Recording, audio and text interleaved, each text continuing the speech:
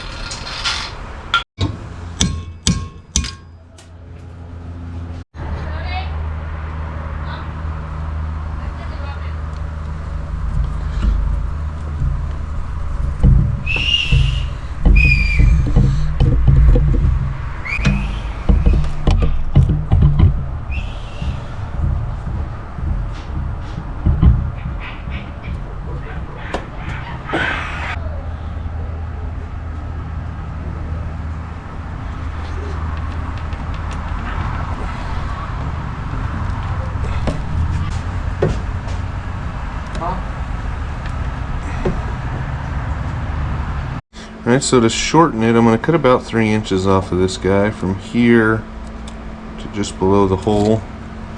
Take out that whole chunk, weld this back over there.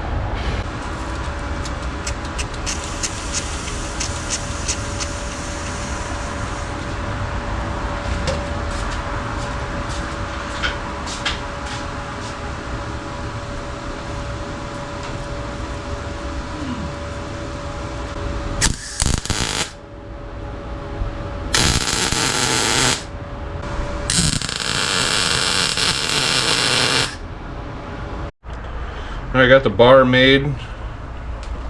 It is pretty tight fit. I'm gonna slide on this spacer.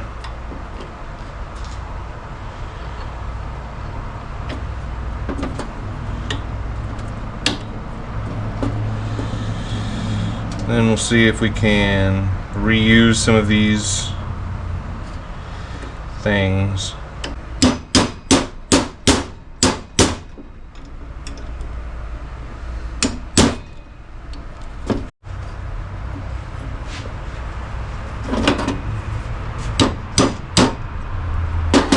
Easy peasy, that bar is in.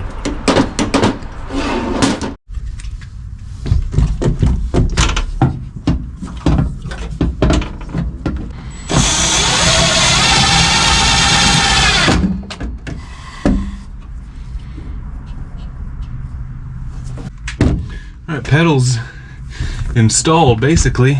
We just got to mark a hole for the upper one.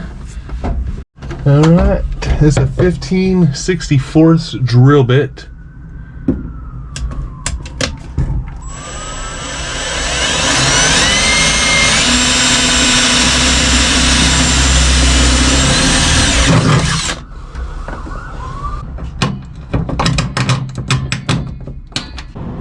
There's the bolt sticking out right there. I'm going to slide on this washer.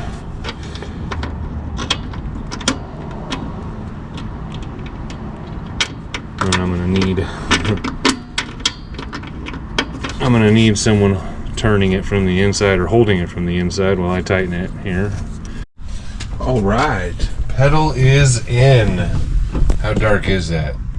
Is it bad? Okay, the sun, I mean, it's gone down below the trees, but it's not dark out here. You know? It's weird camera stuff. So there it is, bolted up, top and bottom. It's nice and solid too. Far away from the transmission tunnel. I just got to do the brake pedal next to get it a little further back. Well, that's going to do it, guys. I appreciate you tuning in. I hope this helps some of you guys doing your LS swaps. Trying to figure out, you know, how to keep your drive-by wire, because it doesn't make sense to me to go to drive-by cable when all I got to do is a little bit of cutting and welding instead of buying, you know, $100 worth of throttle bodies and a cable and whatever. I made it work. I think you guys can do it too. But let me know what you guys think. Please stay tuned, because in the next video, now that we got the pedal in place and all the interior wiring ripped out, the next thing is the engine harness. Get that hooked up and fed back into the cab. Get the battery hooked up. That's also going to be in the cab. So stay tuned. Please subscribe, hit the notification bell and all that good stuff. And peace.